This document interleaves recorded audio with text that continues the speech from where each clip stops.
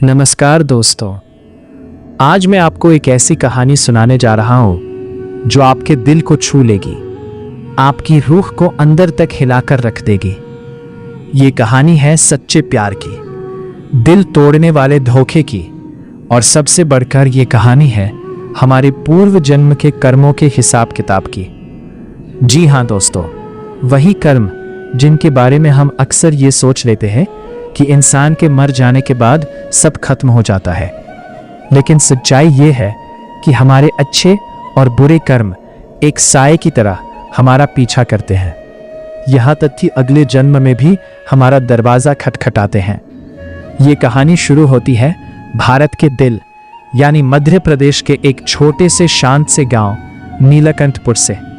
इसी गांव में एक नौजवान रहता था, नाम था उसका अर्जुन सिंह राठौर। अर्जुन की जिंदगी भाई साहब बिल्कुल सीधी साधी थी, कोई लाड लपेट नहीं, कोई ऊंच नीच नहीं। सुबह सूरज उगने पर उठना, फिर अपनी छोटी सी किराने की दुकान खोलना, दिन भर ग्राहकों को हंस बोलकर सामान देना और सूरज ढलते ही दुकान बंद करके अपने घर लौट आना। वो अपने बूढ़े माता पिता के साथ रहता था और उनकी सेवा को ही अपना सबसे बड़ा धर्म समझता था। लेकिन आज से कोई 6 महीने पहले अर्जुन की इस शांत और सीधी साधी जिंदगी में कुछ बहुत ही अजीब होना शुरू हो गया था। हर रात बिना एक भी रात चूके उसे एक ही सपना बार बार आने लगा। उस सपने में वो खुद को किसी और ही दुनिया में, किसी दूसरे युग में पाता था। वहां सब कुछ पुराना था, लोग पुराने जमाने के कपड़े पहने हुए, घर मिट्टी के बने हुए, सड़कों पर मोटर गाड़ियों की जगह बैलगाड़ियां चलती हुई, और उन सब के बीच एक लड़की, एक ऐसी लड़की जिसका चेहरा हमेशा धुंधला कोहरे में लिपटा हुआ सा रहता था। वह लड़की हर सपने में रोती थी, बिलहकती थी और एक ही बात कहती थी, तुमने अपना वादा तोड़ दिया, तुम मेरे पास वापस लौट कर नहीं आए, मैं तुम्हारा इंतजार करते करते ही मर गई। और फिर उसकी आवाज एक दर्द भरी चीख में बदल जाती, तुम्हें इस धोखे की सजा जरूर मिलेगी, तुम मुझे हर जन्म में ढूंढोगे पर कभी हासिल नहीं कर पाओगे, कभी नहीं। शुरू में तो अर्जुन ने इसे बस एक बुरा सपना समझकर नजरअंदाज कर दिया। उसने सोचा शायद दिन भर की थकान की वजह से ऐसा हो रहा है।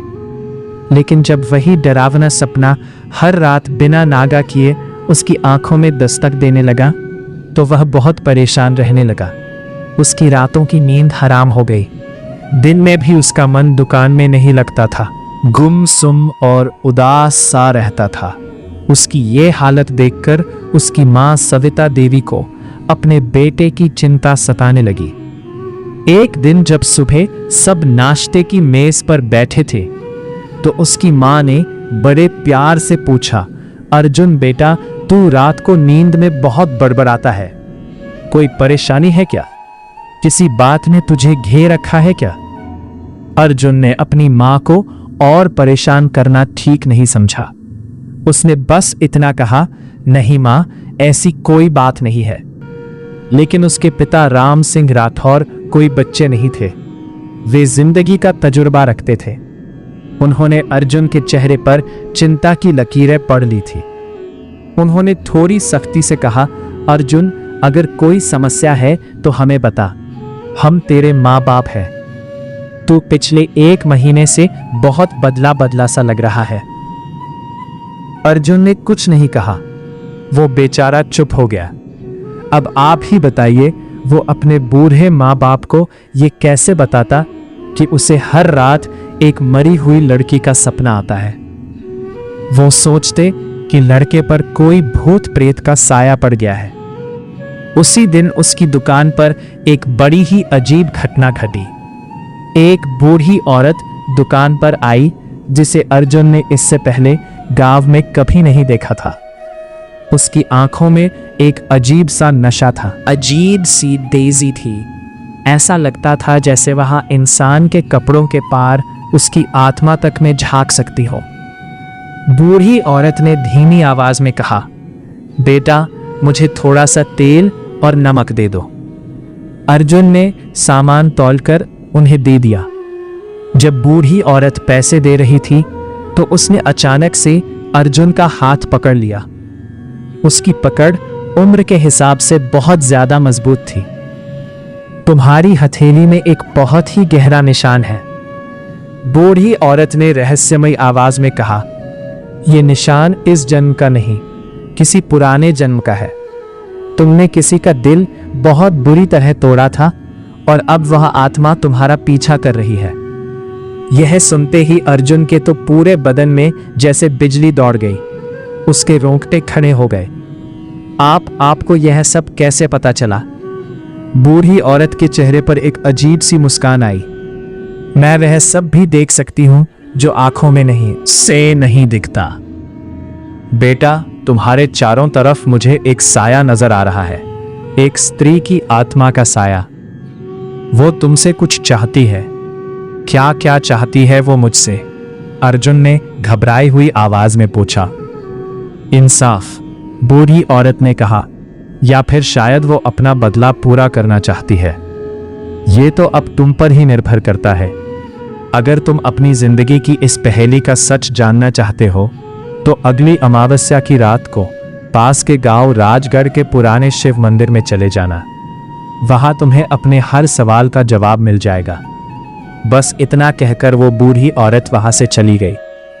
जैसे आई थी वैसे ही रहस्यमयी तरीके से अर्जुन वही मूर्ति बना खड़ा सोचता रह गया।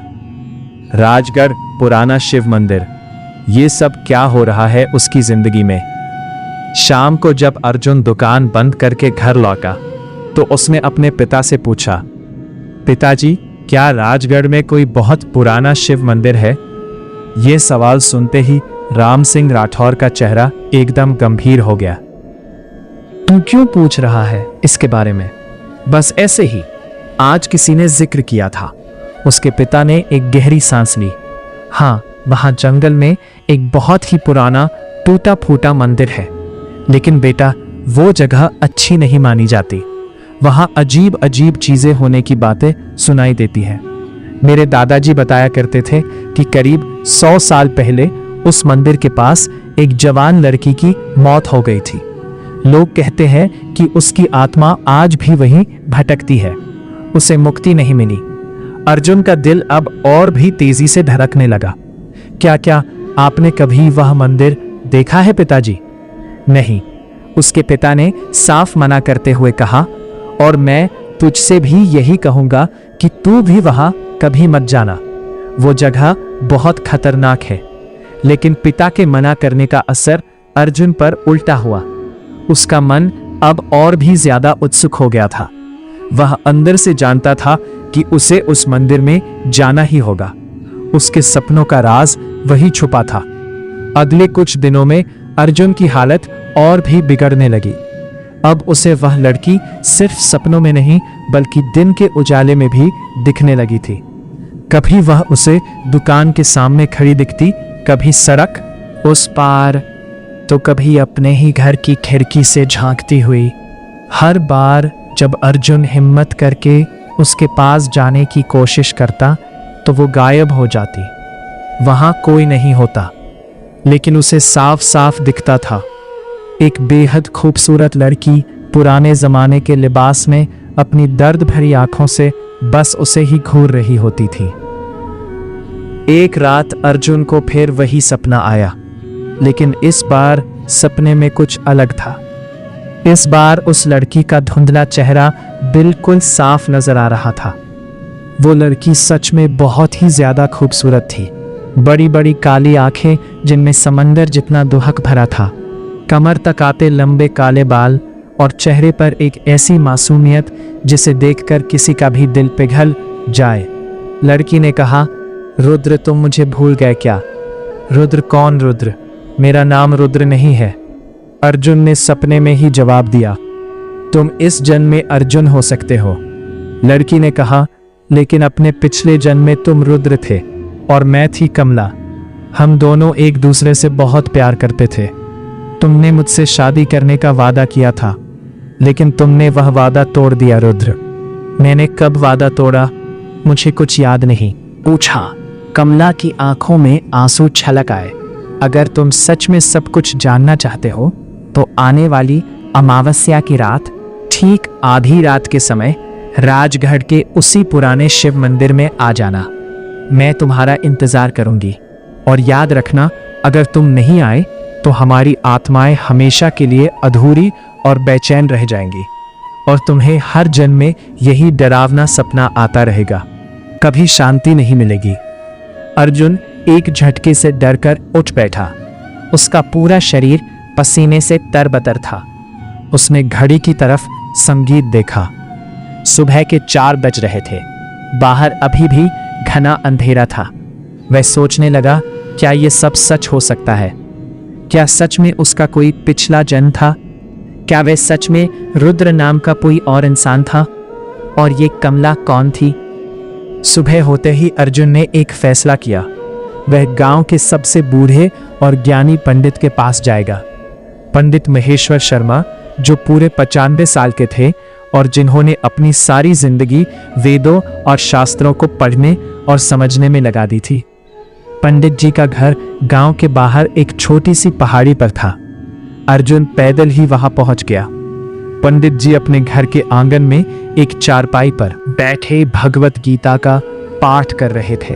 प्रणाम पंडित जी, अर्जुन ने उनके पैर छूते हुए कहा। पंडित जी ने अपना चश्मा उतारा और अर्जुन की तरफ ध्यान से देखा।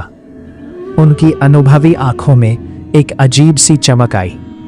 अरे अर्जुन बेटा, तुम यहां आओ, बैठो। तुम्हारे चेहरे पर चिंता की लकीरें साफ दिखाई दे रही है। अर्जुन उनके पास बैठ गया और उसने पंडित जी को शुरू से लेकर अंत तक सब कुछ बता दिया। वो डरावने सपने, वो रोती हुई लड़की, वो रहस्यमयी बूढ़ी औरत और राजगढ़ के उस पुराने मंदिर का जिक्र। पंडित जी ने बहुत गंभीरता से उसकी पूरी बात सुनी। फिर उन्होंने पूछा, बेटा, तुम्हारी जन्म की तारीख, समय और स्थान क्या है? अर्जुन ने उन्हें सब बता दिया। पंडित जी ने मन ही मन कुछ हिसाब लगाया। फिर उन्होंने अंदर से एक बहुत ही पुरानी पीले पन्नों वाली किताब निकाली और उसके पन्ने पलटने लगे। कुछ देर तक ध्यान से पढ़ने के बाद उन्होंने कहा, बेटा, तुम्हारी कुंडली में एक बहुत ही पुराना और गहरा योग बना हुआ है। तुम्हारे राहु और केतु की संगीत जो स्थिति है वो साफ साफ बता रही है कि तुम्हारे पिछले जन्म का कोई बहुत बड़ा अधूरा काम बाकी है।